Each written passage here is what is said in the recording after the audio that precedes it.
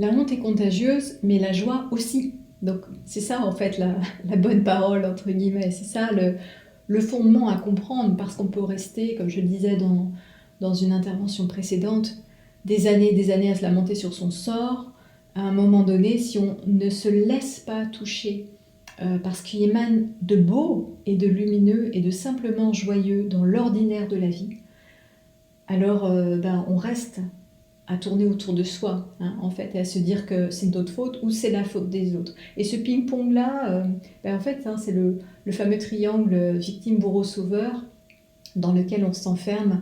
quand on est en train de suranalyser, quand on est en train de chercher un responsable, de chercher une solution. Ça revient au même, c'est-à-dire que la victime, le bourreau, le sauveur, ça peut être quelqu'un d'autre que soi, ça peut être soi-même, mais ça peut aussi être une méthode, une thérapie,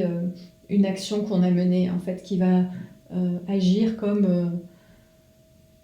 si c'était un poison finalement, qui va venir nous enfermer, alors que la honte demande à être libérée. Et donc il y a cette expérience incontournable à faire de savoir comment je perçois les autres dans des situations où il y a de la honte qui intervient, où je crois que c'est honteux en fait d'être à la place de cette personne.